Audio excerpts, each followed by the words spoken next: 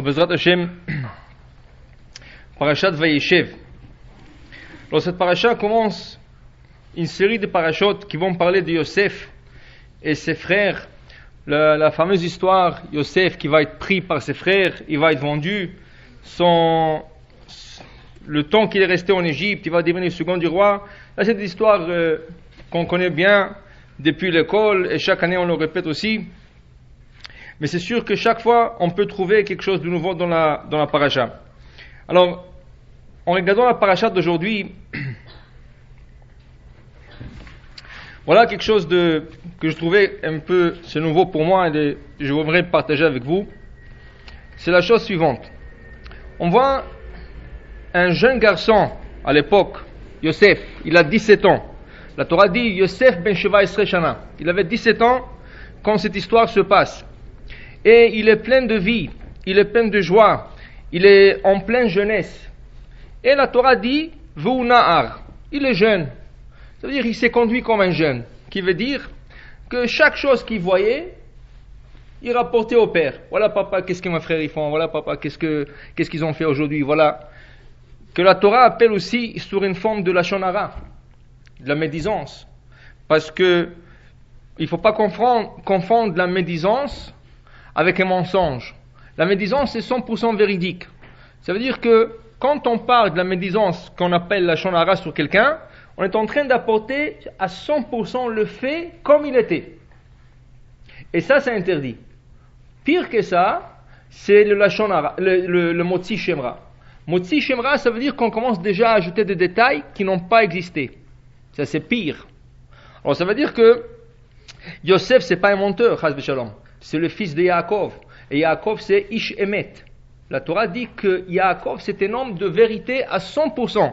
Même quand on voit dans les parachutes précédentes que Yaakov, il rentre pour recevoir une beracha, que sa mère le pousse et lui, il veut pas, et la mère le force. Oui, mon fils, tu vas rentrer, tu vas prendre la beracha. Et son père lui dit, Miata, béni, qui tu es mon fils? Alors qu'est-ce qu'il dit? Vayomer, il dit, Ani Esav bechoecha.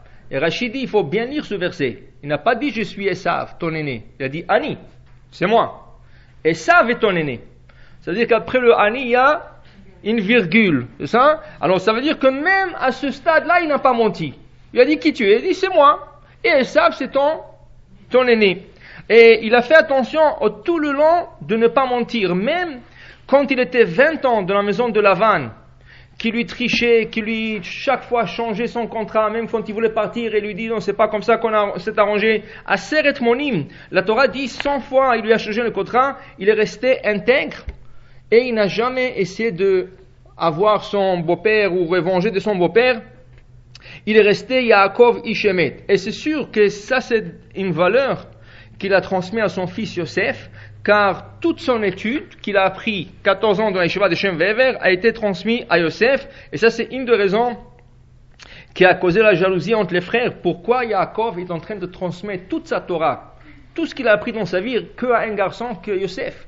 Alors c'est sûr que Yaakov, il a transmis le Midat Emet, la vérité à son fils, mais encore, le lashon hara c'est même sur la vérité.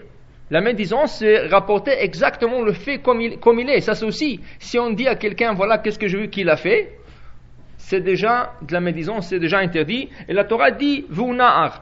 Mais comme il était jeune, il n'a pas fait ça méchamment, il n'a pas fait ça avec une mauvaise intention, mais quand même, ça reste que sur toutes les trois choses qu'il a apportées à son père, par exemple, qui disait que le frère mange des animaux vivants, ce qui nous interdit, la Torah s'appelle Ever Minachai.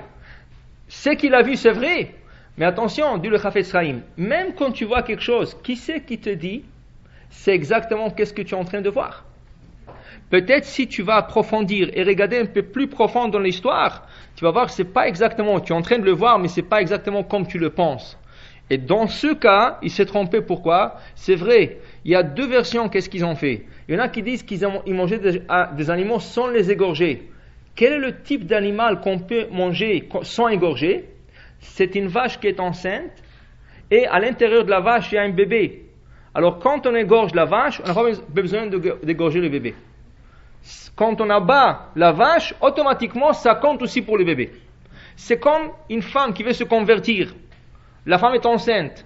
Quand elle se convertit, elle trempe au mikvé, automatiquement, elle trempe aussi le bébé. Alors, il les a vus manger peut-être des agneaux, et pas de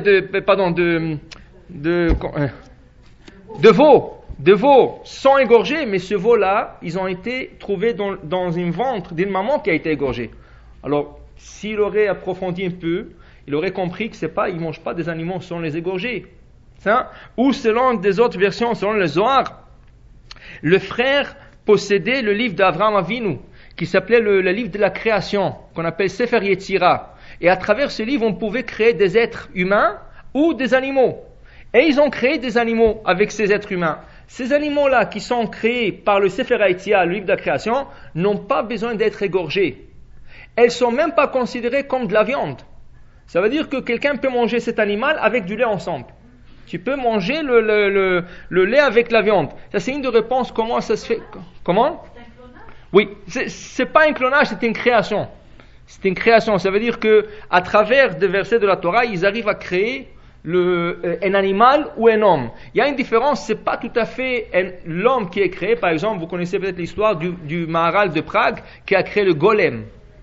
Le golem du Maharal, c'est une personne. Il est tout à fait là, mais il n'a pas de neshama, il n'a pas d'âme. Alors elle peut bouger, elle peut avoir des commandes, on peut lui commander quoi faire, mais n'a pas d'âme.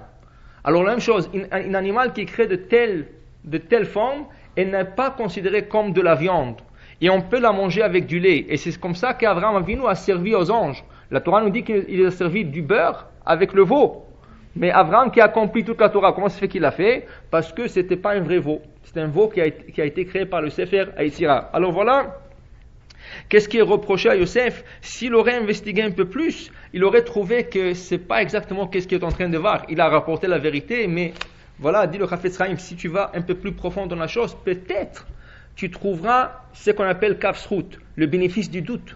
Ça, on ne sait pas. Et voilà, il y avait des autres choses que Yosef il a rapporté à son frère. Il a dit qu'il a vu des femmes dans le champ. Et comment ça se fait que les hommes, ça veut dire ses frères se mélangent avec les femmes? Alors il y en a qui disent que c'est des femmes qui étaient commerçantes, qui venaient acheter chez les frères. Il y en a qui disent que c'est des femmes qu'ils ont créées par le Sefer Yetzira. Ça veut dire que c'est justifié toujours. Alors lui encore, il n'a pas approfondi dans cette chose. Et la troisième chose, il a écouté qu'entre les frères, il n'y a pas de respect. On appelle les enfants de servantes. Par exemple, à Gad, Asher, on les appelle Naphtali, on les appelle les fils des servantes. Or, ils doivent être tous en union, ils doivent être tous les enfants de Yaakov. Elle dit, il y a un manque de respect entre les frères. Donc, tout ça, c'était la vérité, mais quand même considéré comme la shonara. Et la Torah dit, tout ça, ça vient d'un garçon qui a 17 ans, Vuna'ar. Ça veut dire que la Torah le considère comme encore étant jeune, mais on ne le blâme pas tout à fait. Il va payer le prix parce que tout ce qu'il a dit, ils vont le faire pour lui. Il a dit qu'il mange des animaux sans les égorger. Ils vont le vendre et ils vont égorger une chèvre. Et ils vont tremper sa tunique dans le sang de la chèvre pour lui dire, voilà, tu nous as blâmé, accusé de manger des animaux sans les égorger. Même quand on veut te vendre, on va égorger la chèvre.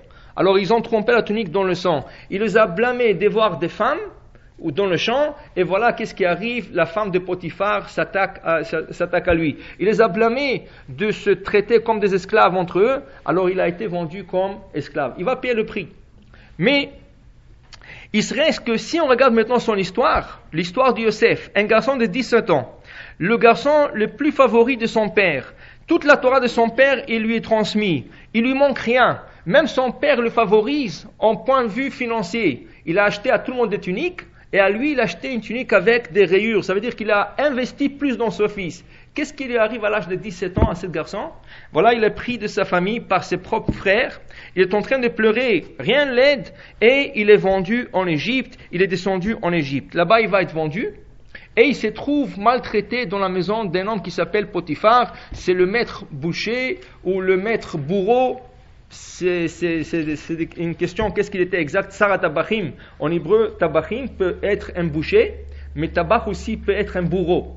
Alors c'est une question, qu'est-ce qu'il était exactement ce Potiphar? Mais une chose est sûre, ce Potiphar l'a acheté pour le torturer, pour lui faire du mal, et Akadosh Baruch Hu lui a sorti de cette situation. Il termine avec cette situation, voilà que la femme de Potiphar s'attaque à lui pour lui demander d'être avec lui, et lui n'est pas d'accord. Un garçon de 17 ans, il est confronté avec la plus grande tentation dans le pays le plus pervers du monde, et il s'en sorti, mais comment il s'en sort? Il rentre donc directement en prison. Il passe 1 an dans cette maison, et la femme va assurer pour lui mettre en prison. En prison, il va passer 10 ans. 10 ans en prison, et voilà, il voit un peu de la lumière. Comment, à la fin de la paracha, il voit qu'il y a 2 ministres, le chanson et le panetier, et qu'est-ce qui arrive? Les 2 ont un rêve. Et il leur voit qu'ils sont mal, ils ont du mal à passer la journée. Il leur demande qu'est-ce qui se passe, mes frères, et voilà, chacun raconte son rêve, et c'est à travers ce rêve, il a résolu pour un qui doit mourir, pour l'autre qui doit retourner à son poste, et c'est grâce à ça que le chanson va sortir de la prison, et il voit une petite lumière, il dit voilà ma chance de s'en sortir. Comment? Il dit à le chanson, quand tu vas sortir, rappelle-moi auprès de Paro, et la Torah lui punit encore. Tu fais confiance à un homme, alors tu as dû sortir, maintenant tu vas passer 2 ans. Uzchartani, viskartani. Tu as dit 2 fois, tu te rappelleras de moi, tu vas passer encore 2 ans en prison. Et voilà, il a passé 2 ans supplémentaires dans la prison, jusqu'à qu'on va lire dans Parashat Miketz qu'il va sortir. Alors imaginez-vous un peu, et quel âge il a? Quand il va sortir, il a 30 ans. Alors de l'âge de 17 ans à 30 ans, 13 ans de souffrance. 13 ans de souffrance. Qu'est-ce qu'on peut tirer de la vie de Yosef? Ça veut dire, ces 13 ans de souffrance, qu'est-ce qu'on peut tirer? Voilà, qu'est-ce qu'il dit dans le livre Lev Shalem. Il rapporte que le lendemain, quand Yosef est en prison avec les 2 ministres, et il voit les 2 ministres qui ont l'air pas bien, Vayachalmu chalom shneem, les 2 ont eu un rêve. Dans la même nuit, Ish ki petron chalomon, chacun avec la résolution de son rêve, mais le lendemain ils n'arrivaient pas à comprendre le rêve. Vayar otam, il leur a vu, vinam zoafim, ils étaient tristes et même énervés. Il voit que les 2 hommes sont énervés. Vaishal tsarise paro, il leur demande, les morts, madou apnechem raimayon, pourquoi vous n'êtes pas bien aujourd'hui? Il leur parle, la Torah, de la manière qu'on lit les versets, il leur parle vraiment très très gentiment. Vayamru elav, ils vont lui dire, Chalom chalamnu, ou poter onoto. Nous avons rêvé un rêve, mais on n'arrive pas à le résoudre. Vayomer alem Yosef, et Yosef leur dit, l'Elohim pitronim, c'est Dieu qui peut tout résoudre, saproun ali. S'il vous plaît, dites-moi votre rêve, et voilà, chacun va détailler son rêve. Qu'est-ce qu'il fait Yosef? Yosef, il passe déjà, ici il est à la 10e année en prison. Un garçon qui est coupé de sa famille et qui a tellement passé de choses dans sa vie, 10 ans en prison et l'année qu'il était dans la maison de Potiphar, il garde toujours une bonne morale. Et pas seulement qu'il garde une bonne morale, il essaie aussi de garder la morale des autres bien. Il était toujours souriant, il était toujours positif, il avait toujours de l'espoir. Après 10 ans, et pas seulement qu'il avait de l'espoir, il le donnait aux autres. Normalement, dans la prison, il y a tellement de personnes. Il a vu 2 personnes qui ne sont pas bien, il va chez eux. Qu'est-ce qu'il y a, mes frères? Pourquoi vous êtes mal aujourd'hui? Comment je peux vous aider? Avec un grand sourire. Jusqu'à qu'ils se sont sentis tellement à l'aise, ils sont ouverts vers lui. Ils lui ont raconté les rêves. Normalement, lui, qu'est-ce qu'il est? Il est un jeune garçon. En plus de ça, il est hébreu, ça veut dire il est juif, les Égyptiens n'arrivent pas à supporter les Juifs, et lui il vient comme ça, il dit qu'est-ce qu'il y a, comment je peux vous aider? C'est 2 ministres. Normalement il pourrait le rejeter, il dit mais qu'est-ce que tu veux de nous? On n'a rien à voir avec toi, va dans ton coin, reste dans ton coin, qu'est-ce que tu veux de nous? Mais il commence à lui raconter le rêve. Pourquoi il lui raconte un rêve? Un jeune garçon comme ça, ils sont beaucoup plus âgés que lui, et ils n'ont pas intérêt en lui du tout, ils n'ont pas espoir, qu'est-ce qu'il peut leur donner et rapporter? Mais lui il les a convaincus par son sourire, et il leur a dit, voilà, je peux peut-être aider. Si ce n'est pas moi, l'Elohim Pitronim, c'est Dieu qui peut vous aider. Mais quel Dieu? Et ils sont des idolâtres. Lui, il leur parle de Dieu que nous connaissons, Akadosh Baruch Hu. Et ils sont des idolâtres, ils ne connaissent même pas Dieu. Paro, dans Parashat Shemot, quand Moshe Rabbeinu arrive, il lui dit, c'est Dieu qui m'a envoyé chez toi. Qu'est-ce qu'il lui dit? Mi Elohim. Quel Dieu tu parles? Est-ce que ce Dieu, l'autre Dieu, il lui a sorti carrément un livre avec tout le Dieu. Il lui dit, Lo yadati Hashem. Je ne connais pas le Dieu dont tu me parles parce qu'il n'est pas dans mon livre. Ça veut dire qu'il y avait tellement de dieux en Égypte, mais pas le Dieu que nous connaissons. Alors il lui dit, Dieu va vous répondre. Mais ils ne connaissent pas ce Dieu. De qui tu parles? Et il lui dit, ils vont lui dire le rêve. Pourquoi tout ça? Parce qu'ils ont vu le sourire. Et il était tellement sûr de lui. Ils ont dit, mais cet homme, il est tellement sûr de lui. Regarde qu'il a bonne morale qu'il est en train de mener. Alors il dit, peut-être. Et ils ont raconté le rêve. Et en vérité, qu'est-ce qui arrive? Il leur a dit exactement la résolution de leur rêve. Chachamim disent dans le Midrash, quand ils ont rêvé, pourquoi ils étaient si tristes? Ils ont rêvé chacun son rêve, et chacun a rêvé la résolution du rêve de l'autre. Ça veut dire que le chanson, quand il a vu son rêve, à part son rêve, il a vu la résolution du rêve du panatier. Et le panatier, la même chose. Il a vu son rêve avec les 3 paniers, avec du pain et les oiseaux en train de manger. Et il a vu la résolution de la chanson. Mais non, chacun n'a pas compris. C'est quoi la connexion entre les deux choses? Mais une fois que Yosef les a résolus, les rêves, chacun disait, c'est exactement ce que j'ai vu pour lui. Et l'autre disait, il a raison, parce que c'est exactement ce que je vis pour l'autre. Ils ont compris que c'est vrai. Et là, ils ont fait confiance, mais à la fin, un a été pendu, le panetier il a été pendu, et le chanson a été sauvé. Imaginez-vous quelqu'un d'autre, dans la situation de Yosef. Il serait complètement désespéré, ou complètement changé. Qui veut dire que si tu n'as pas espoir de revenir chez toi à la maison, parce que même si tu sors de l'Égypte, tu n'es pas accepté, tes frères vont te tuer, c'est pour ça qu'ils t'ont vendu. Alors, qu'est-ce que tu as comme espoir? Qu'est-ce qu'il y a comme espoir? Il n'y a rien. Tu n'as pas où aller, tu n'as pas où retourner, et tu n'as pas où sortir. Mais Yosef a gardé confiance en Dieu, à 100%, et toujours avec un sourire. Et c'est ça qui va lui aider tout le long du chemin. On va voir quelques exemples ce soir. Qu'est-ce que c'est la simcha? Aujourd'hui, les gens, ils confondent un peu la simcha. Il y en a qui pensent que la simcha, c'est de boire toute la journée, de la mahya, et ça. Pour les autres, la simcha, c'est la drogue, pour être un peu dans le nuage. Chacun, il traduit la simcha de sa manière, mais c'est quoi exactement la simcha? Comment ça traduit? La Torah dit, vaïta arsameach, et tu seras toujours joyeux. Mais c'est comment on garde et comment on fait ces simcha. Alors voilà, on va commencer par un exemple connu peut-être dans le Maxime de Père. Le premier chapitre, Shammai Omer. Il y a des enseignements de chaque rabbin nous donne un enseignement dans le Maxime de Père. C'est de Tanaïm. Alors Shammai dit, Eve mekabel et kol adam besever panim yafot. Il faut que tu reçois chacun avec un grand sourire. Sever panim yafot, ça veut dire avec un grand sourire, tu l'accueilles, tu lui dis comment ça va, comment je peux t'aider. Toujours, il faut être positif. Quand tu accueilles n'importe qui. Moi, je pensais une fois, mais pourquoi c'est Shammai qui doit le dire? Tout de suite après, qui c'est qui vient? Shammai, c'est des couples de rabbins. Qui c'est qui vient après lui? Hillel. Entre les deux, si on veut, qui était plus gentil, plus souriant, plus accueillant? Entre les deux, qui? Hillel. Alors voilà trois histoires qui nous montrent le contraire de ce que le rabbin est en train de dire. Attention, ça c'est des Tanaïm.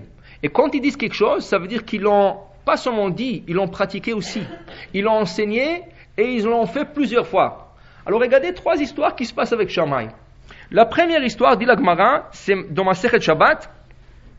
Il y a un goy, un non-juif, qui vient pour se convertir. Et il vient en premier chez qui? Chez Shammai. Parce que Shammai, quand même, c'était une sommité à l'époque. Shammai vit Hillel, même Hillel s'est annulé devant Shammai. Et c'est pour ça que l'halakha est comme Hillel. Pourquoi? Parce que du ciel, ils ont vu comment Hillel se soumet à Shammai.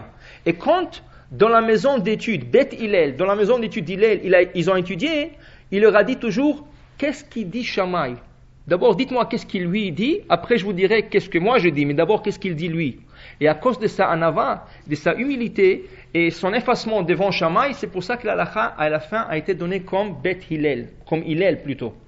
Qu'est-ce qui est arrivé avec Shammai? Un homme qui veut se convertir, un goy, il vient chez Shammai et dit, rabbin, je vais me convertir. Il dit, ok. À l'époque, la conversion, c'était les gens qui venaient se convertir, plus ou moins, ils étaient honnêtes. Il dit, qu'est-ce que je peux faire pour vous? Il dit, écoutez, apprenez-moi que la Torah écrite. Que écrite.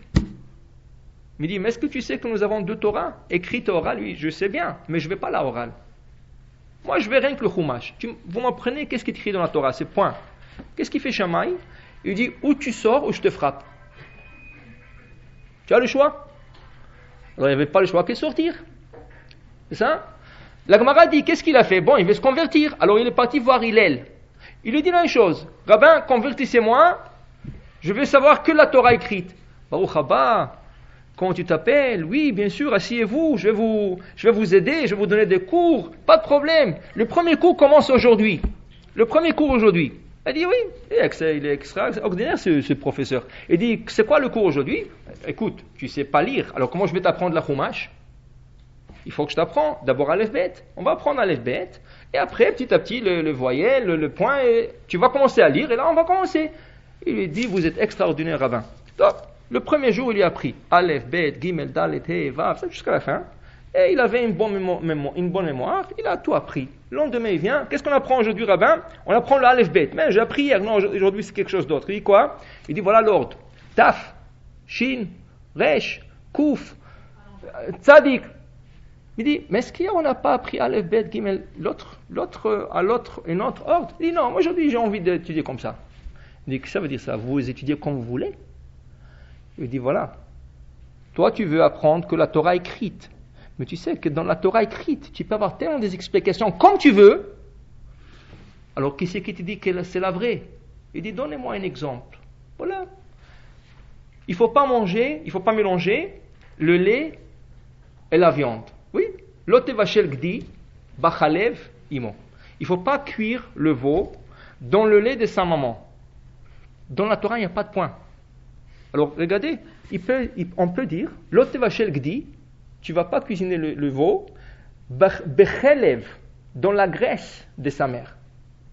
C'est quoi la graisse? La graisse, c'est comme de la viande. Alors, peut-être, s'il n'y a pas de point, je peux traduire la Torah à ma manière. L'otevachel gdi, bechelev. Mais avec le lait, chalav, permis. A dit, vous avez raison, mais qui c'est qui vous dit que c'est pas chelev, c'est chalav? La Torah orale. C'est justement pourquoi on a la Torah orale. La Torah orale nous dit, c'est pas chelev, c'est chalav. Et nous dit le point, et nous dit le virgule ou le mètre. Alors, est-ce que tu me fais confiance? Il dit, je vous fais confiance. Il dit, si tu me fais confiance, que l'ordre d'Aleph Bet, c'est Aleph Bet, Gimel Dalet, et pas à l'envers, tu dois en faire confiance que tu es obligé d'apprendre le deux, et la Torah écrite et la orale, parce que sinon tu peux avoir n'importe quoi. Il dit, je vous fais confiance. Il a terminé par faire une conversion à 100%.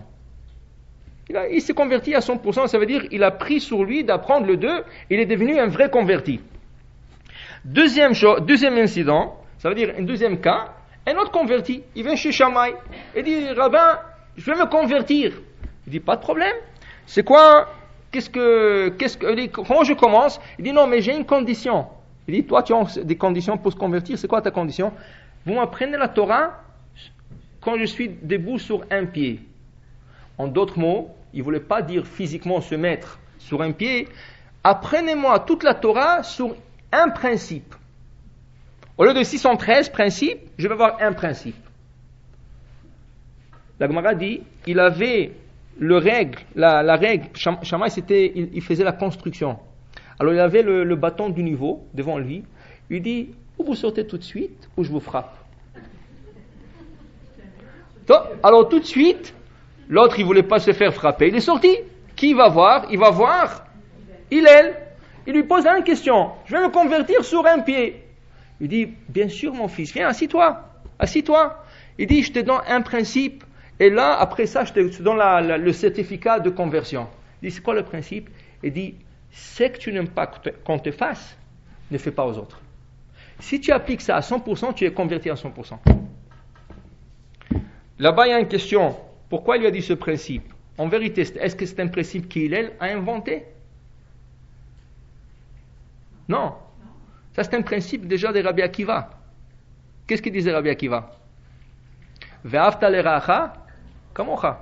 Tu aimeras ton prochain comme toi-même. Qu'est-ce qu'il lui dit Hillel? Il lui dit le même principe sous forme négative. Au lieu de dire tu aimeras sous forme positive ton prochain comme toi-même, qu'est-ce qu'il dit? Ce que tu n'aimes pas qu'on te fasse, ne fais pas aux autres. C'est le même principe, rien qu'à l'envers. Le Maharsha dit pourquoi? Alors dis-lui le principe. Amar Rabbi Akiva, Zeklal Gadol Batorah. Ça c'est un grand principe dans la Torah, d'aimer son prochain. Il dit non, parce qu'il n'est pas encore converti. Et tu ne peux pas lui donner ce principe, il ne va pas comprendre. Comment tu peux aimer ton prochain comme toi-même? C'est impossible. Même pour un juif, comment tu peux aimer ton prochain? Alors, comment c'est dur? Alors il lui a donné un principe que même un non-juif peut comprendre. C'est que tu n'aimes pas qu'on te fasse, ne fais pas aux autres. Ça c'est clair. Pour un juif, pour un non-juif, il faut le respect de l'autre. Avec ce principe, ce converti a terminé d'apprendre toute la Torah. Parce que la gentillesse de Hillel, la manière qu'il a accueilli, la manière qu'il a souri, et la manière qu'il il a été positif avec lui, il a dit ok, mais c'est tout, alors donnez-moi des autres. Et petit à petit, jusqu'à qu'il a converti à 100%. Et le troisième vient chez Hillel encore, et Shammai, toujours Shammai, il venait chez Shammai. Il dit s'il vous plaît, je vais me convertir, mais une condition. À la fin, je vais devenir le grand prêtre, le Kohen Gadol. Là, il lui dit je compte même pas sur 3, vous sortez. Parce que tu es pire de tous les deux autres. Un voulait son Torah, mais toi tu veux devenir quoi? Comment tu as même un juif ne peut pas devenir Kohen Gadol. Alors comment tu as fait ça? Non, il n'a pas compris. Tout de suite il est sorti. Alors maintenant, il est venu chez Hillel. Il dit je vais me convertir, je vais devenir Kohen Gadol. Il dit bien sûr. Mais il dit mon fils, écoute, pour te donner le certificat de la conversion de Kohen Gadol, ils font une chose. Il dit quoi? Il y a un troisième livre de la Torah qui s'appelle Vaikra. Et dans le livre Vaikra, il y a les règles du Kohen Gadol. Il y a les règles de toute la prêtrie. Le Kohanim, qu'est-ce qu'il faut qu'il fasse? Il dit, si on apprend ce livre, tu reçois le certificat, tu deviens Kohen Gadol. Moi, je vais aller avec toi, le Beth Amikdash, je vais te donner le certificat de Kohen Gadol. Pas de problème.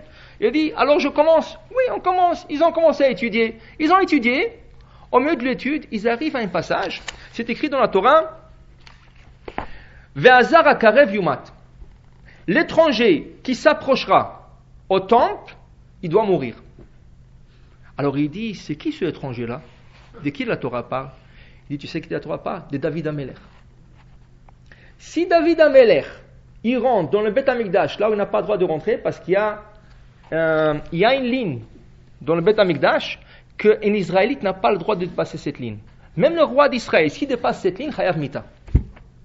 Il dit, David Amelech, s'il dépasse la ligne, Yomat. Alors il lui dit, mais maître, je comprends rien. Moi, je vais devenir un Kohen Gadol. Alors si David Amelech, il doit mourir après qu'il dépasse la ligne, moi, c'est sûr que je ne peux pas dépasser cette ligne. Il dit, si, tu as bien compris. Alors il dit, c'est pas la peine de devenir un Kohen Gadol. Je peux devenir un juif normal? Je lui dis, oui, c'est bien, reste comme ça, normal. Et il a terminé de se convertir. Il s'est converti. La Gemara dit, il y a un jour, tous les 3 convertis se sont rencontrés quelque part. C'est par le hasard. Il n'y a pas le hasard, mais ils sont trouvés quelque part. Ah, bonjour. Ah, mais je te connais toi. Comment tu es devenu juif? Je suis juif. Toi, tu es juif? Oui, je suis juif. Chacun racontait son histoire. Ils ont dit, c'est la gentillesse d'Hillel qui nous a sauvés. Et c'est la colère de Shammai qui nous a presque enlevés de l'autre monde. Parce que si on serait resté goy, peut-être on n'aurait pas eu le monde. Mais maintenant, quand on s'est converti, alors Baruch Hashem, on doit remercier Hillel. Alors revenons maintenant à l'enseignement de Shammai. Qu'est-ce qu'il dit Shammai? Eve mekabel et kol ha'adam besever panim yafot. Est-ce qu'il a fait? Il a dit qu'il faut recevoir toute personne avec un sourire, bien l'accueillir comme il faut. Est-ce qu'il a fait? Justement, je trouvais dans un livre qui disait, cet enseignement, disait Shammai, après l'histoire de ces 3 convertis. Il a entendu qu'est-ce que ces convertis ont dit sur lui, que c'est à cause de lui presque qu'ils ont perdu l'autre monde. Il dit, regarde, il avait raison.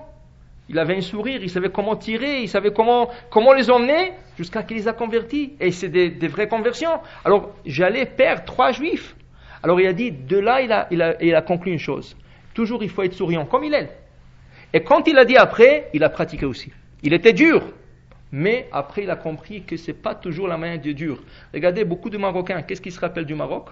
La falaka. Malheureusement, il y a beaucoup qui ont sorti même de la religion, parce qu'ils ne pouvaient pas supporter de recevoir de coups sur le bout de doigt ou le pied. Et ça leur a dégoûté de la religion, malheureusement. Ça,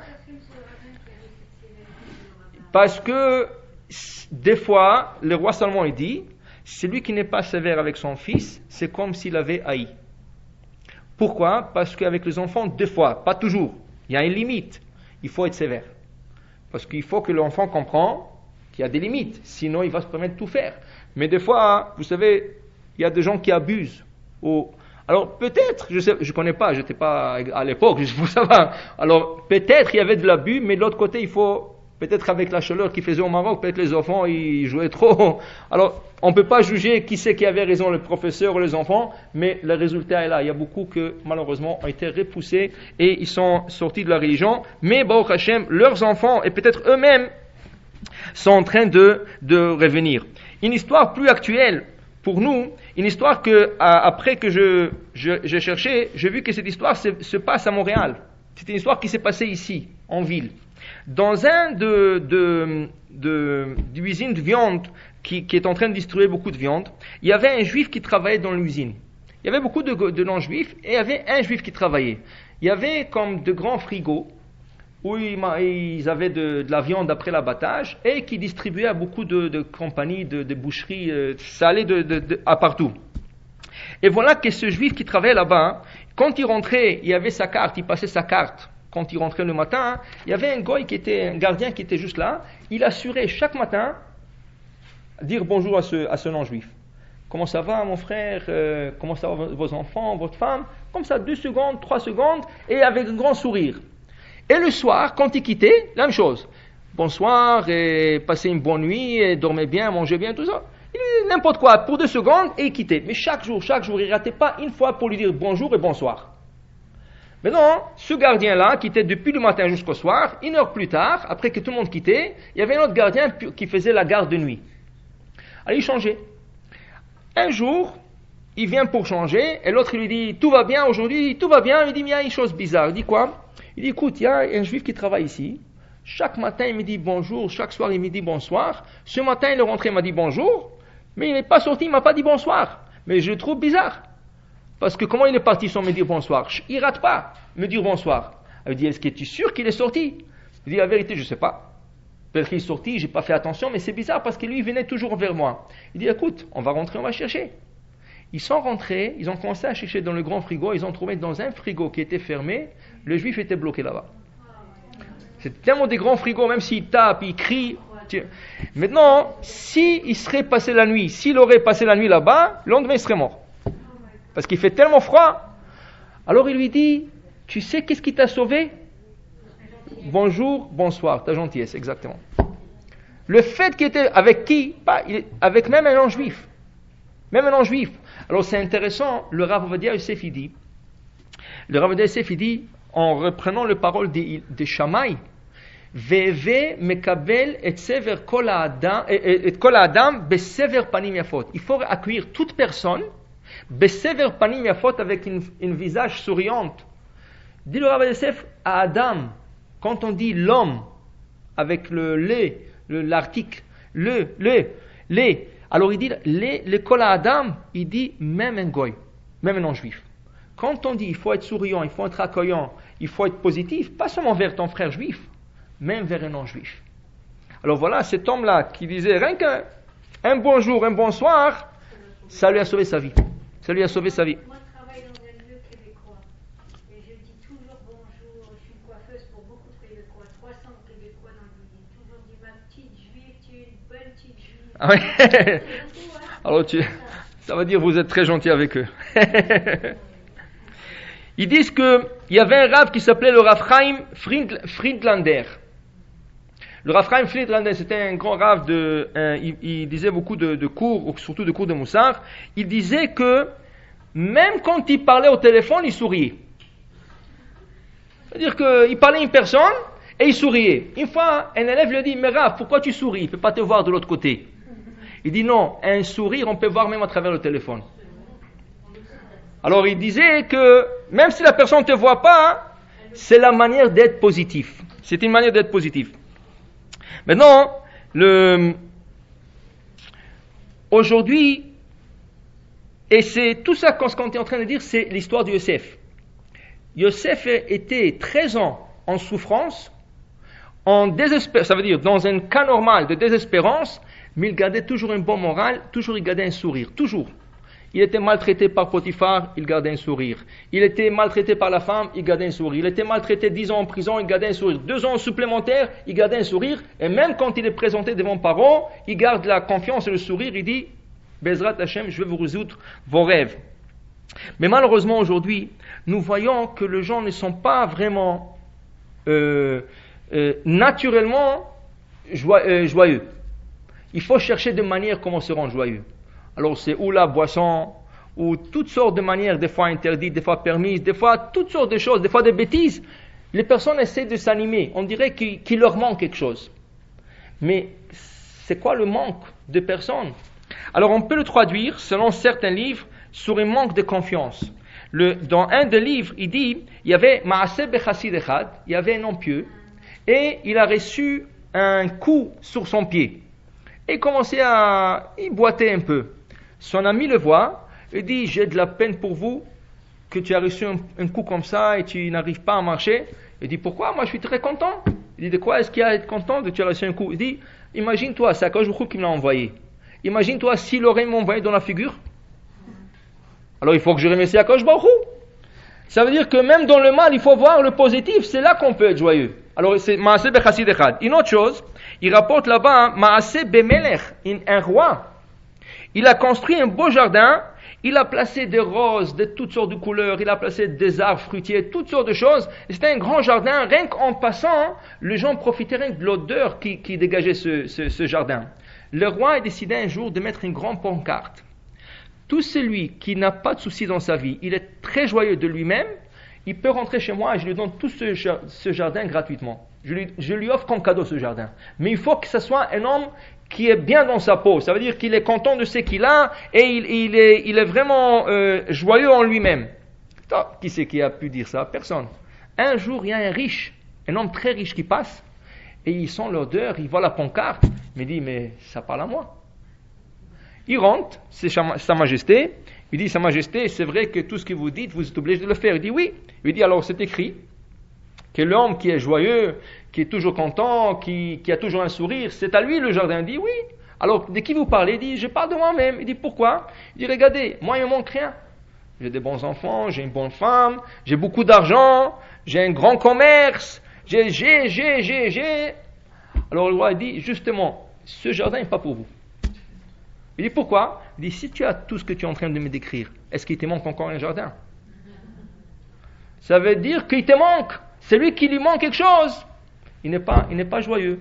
Ça veut dire que le manque de la joie, c'est quoi? C'est quand on nous manque quelque chose. C'est là qu'on n'est pas content. On veut avoir quelque chose. On n'arrive pas à l'avoir.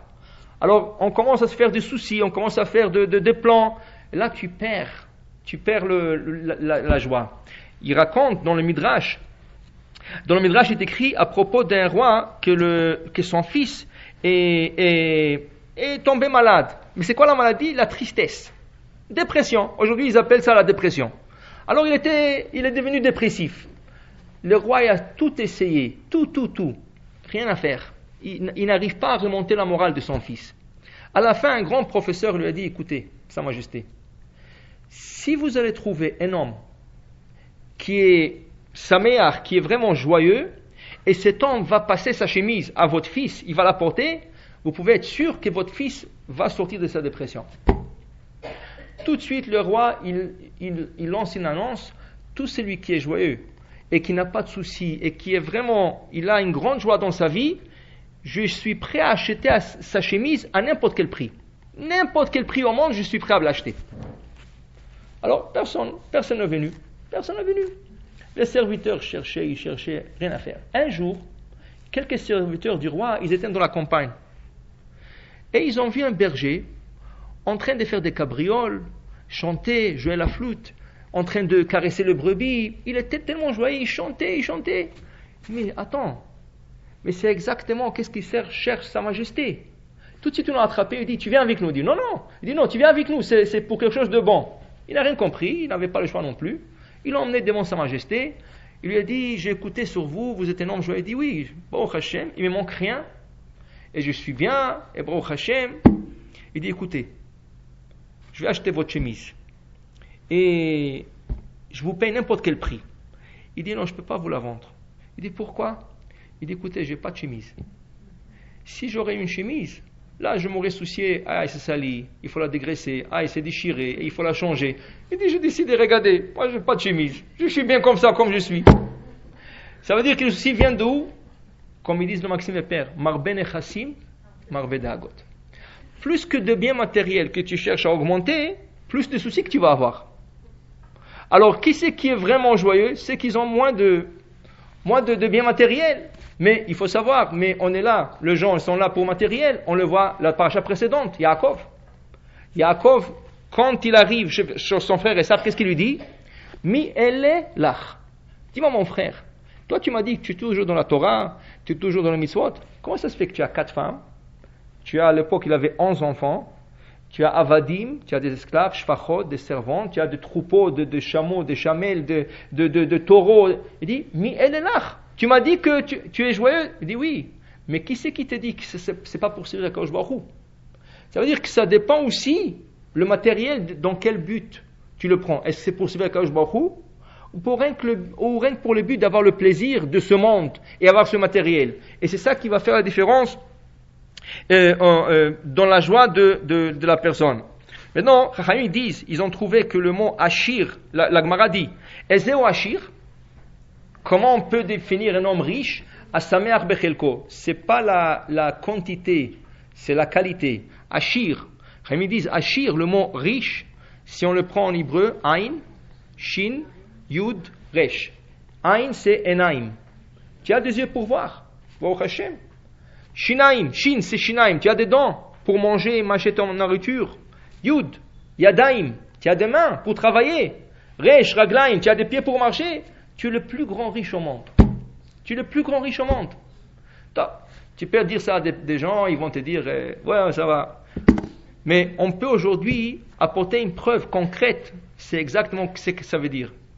Ça veut dire quoi? Vous savez qu'en Italie aujourd'hui, il y a un magasin, si on peut l'appeler un magasin, des organes. Malheureusement, des gens ils n'ont pas, par exemple, ils sont amputés d'une main ou quelque chose comme ça, ils peuvent aller là-bas acheter une main. Il y a des gens qui peuvent aller acheter des pieds, des yeux, n'importe quoi. C'est carrément un magasin qui vend des organes. Mais attention, c'est quoi le prix de ce? Une main, vous parlez de $50,000 US. Un pied, plus ou moins la même chose. Un œil, $100,000. Vous pouvez acheter n'importe quel organe. Ils ont attrapé maintenant récemment, il y avait une question, ça c'est pas de la blague, que même en Chine, ils ont le même, je sais pas, c'est même pas une banque d'organes, c'est une succursale. Mais le problème qui a été attrapé là-bas, qu'est-ce qu'ils ont attrapé là-bas? Qu'ils ont trouvé que les organes qu'ils vendaient en Chine, ça vient d'une prison, une certaine prison qu'il y avait là-bas. Et là-bas, ils ont trouvé dans la cave de la prison, ils ont trouvé dans la cave des gens qui sont décrétés à mort. Avant de leur tuer, ils leur prennent leurs organes quand ils sont encore vivants, ils les vendent, et après ils les tuent. Alors il y avait un Israélien qui avait besoin d'un certain organe, il voulait l'acheter en Chine, et il a trouvé ce problème, il a posé la question à Rav Eliashiv. Il a dit, est-ce que c'est permis ou pas? Il dit, si tu es sûr que cet organe vient d'une personne qui a été condamnée à mort, non, tu ne peux pas l'acheter. Mais si tu n'es pas sûr, alors tu peux l'acheter. Mais pour vous dire, qu'est-ce qui se passe maintenant? Le prix de ces organes, $50,000, $100,000, si on prend les mains, oui, vous vous levez du lit le matin, vous faites comme ça, vous avez $100,000 entre vos mains. Chaque main, c'est $50,000. Tu mets tes pieds par terre, encore $100,000. Tu as $200,000 déjà. Un œil, c'est $100,000. Tu as encore 200 et 200, c'est $400,000. Le nez, tu comptes encore, tu vaux $1 million rien qu'en partant de la maison. Ezeu Ashir, Asameach bechelko. Tu dis, je me réveille le matin, j'arrive à mettre mes pieds, Roka Aretz Alamaim. C'est une bénédiction. C'est une bénédiction du matin, Roka Aretz, que je puisse mettre mes pieds par terre. C'est ça? Au terre Israël, Bigvura, je peux mettre mon chapeau, mon foulard, je peux mettre ma malbish arumim. Rien que je me réveille le matin, je vaux $1 million. Et Zéou Ashir, c'est carrément un Ashir, un homme riche. J'ai pas besoin de plus que ça. C'est ça? Maintenant, tout ce qu'Akadosh Baruch Hu me donne, c'est en plus. C'est en plus. Il y a des gens qui sont à l'hôpital, ils sont alités, ils n'arrivent pas à descendre du lit. Et vraiment, ils ont... Et toi, Akadosh Baruch Hu te donne tout, et tu te plains encore. Là vient la Torah dans Parashat Kitavo, presque vers la fin de la Torah. Elle dit à Akadosh Baruch Hu de quoi il vous reproche. Tachat asher lo avadeta et Hashem Elokecha besimcha merov kol. Je t'ai donné tous les outils pour être joyeux et tu ne m'as pas servi avec la simcha. Et ça, c'est une tochecha. Ça, c'est une réprimande. Dans la Torah, quelque chose qu'on nous a donné tout, ça veut dire tout. Tout ce qu'on a besoin pour commencer une journée bien, qui c'est qui doit quitter? C'est vous. Vous devrez mener la journée dans la joie. Être positif, pas être négatif. Mais le problème, les gens cherchent toujours quelque chose de nouveau. Et c'est vrai. L'habitude et les choses qui sont des routines, à un certain moment, on est fatigué. À un certain moment, on est désintéressé. Si tu dois te réveiller chaque matin, prendre ton café, prendre ta voiture, aller au travail, faire ton 8 heures ou 10 heures, tu arrives à la maison, tu dois te faire ton souper, tu manges, tu regardes un peu la télé, c'est interdit, tu lis un peu les livres, toutes sortes de choses. Qu'est-ce que tu as fait la journée? La même chose, chaque jour la même chose. Je me réveille, je vais au travail, je retourne, je fais mes achats, je mange, je dors. Et c'est comme une roue qui tourne, et les gens, à un certain moment, la vie devient plate. C'est toujours la même chose. Mais si tu aurais fait ce que Chaim disent, qu'est-ce que Chaim disent? Si tu aurais appris un peu de Torah, étude de Torah, là, la vie aurait pris un autre goût. Pourquoi? Parce que la Torah, c'est quelque chose qui change à chaque année. Regardez, cette paracha, on le dit à chaque année, mais chaque année, on trouve peut-être quelque chose de nouveau. Dans la science, ou dans la vie séculaire, qu'est-ce qui arrive? Tu prends des livres de grade 1, quand Baruch Hashem, tu grandis un peu, tu arrives à grade 2, le livre de grade 1 ne vaut rien. Il faut le jeter, il faut acheter de nouveau. Grade 3, des autres livres. Tu arrives, tu gradues, alors il faut des autres livres. Université, des autres livres. Mais la Torah, que tu as 3 ans, quand tu rentres dans le Cheder, ou que tu as 100 ans, c'est le même livre que tu vas apprendre, et chaque fois, tu vas trouver quelque chose de nouveau. Il y a tellement des explications qu'on dit Rechava me'eretz mida, et les explications dépassent la largeur de la terre. Et ils dépassent l'eau de la mer. Et c'est ça, ça nous donne une nouvelle dimension. Ça nous donne quelque chose de nouveau. Et c'est vrai, toujours dans la vie, il faut se renouveler. Même la création, il ne faut pas dire, le soleil se lève toujours à l'est et se couche à l'ouest. Non. Mais il y a une bracha que tu dois dire le matin. Baruch ata Hashem yotzer hameorot. Yotzer or, tu dois voir la vie toujours comme quelque chose de nouveau. Mais si on prend la vie toujours comme une routine, à un certain moment, ça va arriver on serait fatigué. Il y a des gens qui vont sortir des limites, ils vont aller chercher des choses interdites à faire. Il y a des gens qui vont se limiter, mais ils vont être ennuyés, ils vont pas avoir de la joie. Et c'est quand la personne n'a pas de la joie de la vie, c'est là qu'elle fait des bêtises.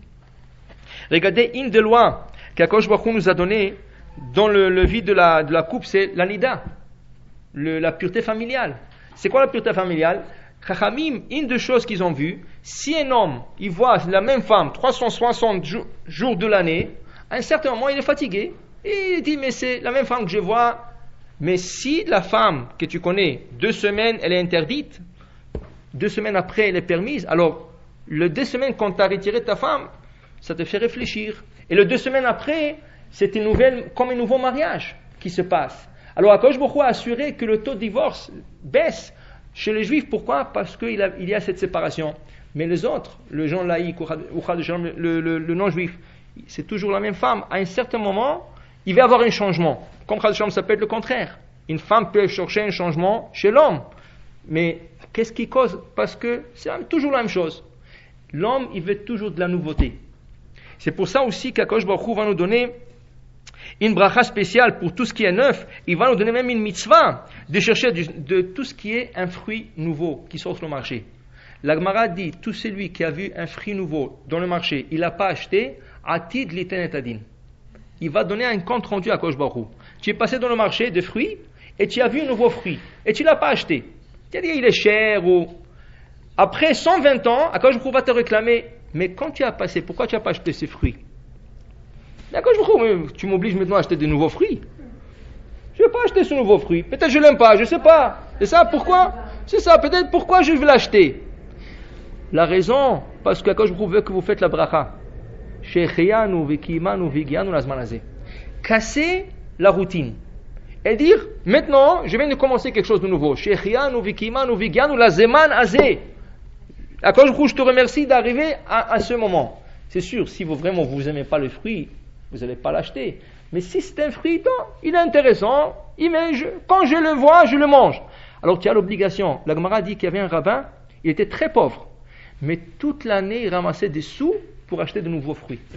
Pour qu'il puisse dire la bracha, Shechianu, Vikimanu, Viganu, la Zemanazé. C'est une bracha qui renouvelle la personne. C'est un renouvellement. En vérité, cette bracha doit se réciter quand on voit les fruits sur l'arbre, pas quand on l'achète et on le mange. Mais le problème, ils ont trouvé que les gens aujourd'hui, ils n'ont pas cette simcha.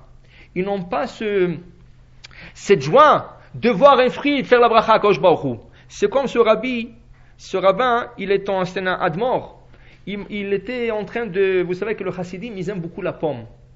Ils aiment manger la pomme. Il y a de grands secrets dans la pomme. Apparemment, dans le ciel, il y a tout un champ qu'on appelle Chakal Tapuchim, le champ de pommes. C'est un... Comment? C'est bon pour beaucoup de choses. Mais au niveau spirituel, la pomme représente beaucoup de choses. Au niveau...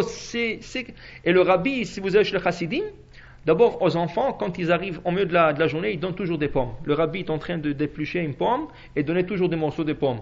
Quand vous allez pour une bracha à certains admorim, le vendredi soir, dans le tiche, ce qu'ils appellent le tiche, ils donnent toujours des pommes. Il y en a qui donnent un peu de raisin, mais la pomme est toujours là, présente. Il y a beaucoup de secrets dans la pomme. Alors il y avait un rabbin, admor, est en train d'éplucher une pomme. Il est rentré quelqu'un pour sortir une bracha, il est en train de le regarder, il était comme stupéfié. Il regardait comme ça, et le rabbin a remarqué. Quand l'autre il s'est réveillé comme s'il réveillait, le rabbin a compris que l'autre, pourquoi il était stupéfié? Parce que il dit, comment, toi aussi tu manges une pomme? Moi je croyais que je venu voir un admor, et vous mangez une pomme, moi aussi je mange la pomme. Il pensait ça dans sa tête, mais le admor qui avait un peu de roi HaKodesh, il a tout de suite capté qu'est-ce qu'il est en train de penser. Alors il a appelé, il dit, viens ici. Il y a une grande différence entre moi et toi. La différence est la suivante. Toi, tu vois un pommier et tu vois la belle pomme qu'il y a sur l'arbre et tu as envie de la manger. Mais tu es un bon juif. Tu sais qu'on ne peut pas manger une pomme sans faire la beracha. C'est ça? Alors tu fais la bracha. Mais pourquoi tu fais la bracha? Pour manger. Ta bracha, c'est pour manger. Pour que tu puisses manger. Sinon, tu n'aurais pas pu manger. Tu dis, moi, c'est le contraire. Moi, quand je vois une pomme sur l'arbre, je n'ai même pas envie de la manger. Pour moi, c'est rien que dire Baruch Ata Hashem Boré Priaetz. Je loue à Kosh Baruch Hu pour avoir créé cette belle pomme sur l'arbre. Regardez, il y a des pommes rouges, il y a des jaunes, il y a des verts, il y a de couleurs, il y a des petites, il y a des grandes, il y a toutes sortes. J'ai envie de remercier, louer à Kosh Baruch Hu Boré Priaetz. Mais attention, moi je suis aussi un bon juif. Je n'ai pas le droit de dire un bracha comme ça. Alors qu'est-ce qui arrive? Moi je dis la bracha, mais ça m'oblige à manger. Alors la différence entre nous c'est quoi? Toi tu fais la bracha pour manger, et moi je mange pour bénir. Et en vérité, la Gemara dit qu'on aurait dû faire les brachot shechianu quand on voit les fruits sur l'arbre. On aurait dû faire les shechianu quand tu achètes un costume du magasin. Tu as acheté un nouvel costume, tu dois faire shechianu, normalement. Dans le magasin. Parce que... Mais ils disent, la joie, les gens n'ont pas cette joie aujourd'hui. C'est quoi la joie? Quand tu portes le costume. Ah, je le porte, et là j'ai de la... Ok, alors tu feras la bracha quand tu vas porter le costume. J'ai un nouveau fruit. Oui, mais je le vois sur l'arbre, c'est pas intéressant. Il faut que je profite. Top. Alors achète-le pour profiter, pour faire la bracha. C'est-à-dire que même ça a diminué. Mais au moins, qu'on assure de remercier et louer Akadosh Baruch Hu pour ce qu'il a créé. Alors tout ça, c'est l'histoire de Yosef. Il savait durant 13 ans comment garder une bonne morale. Toujours être joyeux, toujours être positif, même dans la prison. Quand il voyait des gens qui n'étaient pas joyeux, il allait chez eux, qu'est-ce qu'il y a? Comment je peux vous aider? Alors lui, il veut aider. Lui, il est là-bas 10 ans, eux à peine ils sont une année là-bas, et lui, il veut les aider. Mais la manière positive qu'il disait les choses, alors il dit, ça c'était le maillon dans une chaîne de miracles. Tous les miracles qui l'ont arrivé, c'était aussi un miracle. Pourquoi? Le fait qu'ils s'étaient approchés et ils étaient d'accord de lui raconter le rêve, ça va lui faire sortir. Parce que le chanson, quand il va sortir, il va oublier 2 ans. Mais à la fin de 2 ans, il va se rappeler de lui et c'est ça qui va lui causer. Et à cause de quoi? À cause de la simcha. Alors on n'a pas besoin de chercher ni la boisson, ni le rajom, la drogue. La simcha, c'est quelque chose interne. Et si je sens, je suis achir, je suis riche, et j'ai tout ce qu'il faut, et tout ce qu'Akadosh me donne sans plus, là je peux passer toute une bonne journée, et pas seulement être joyeux, aussi réjouir les autres. Alors je vous donne le temps en question si vous voulez.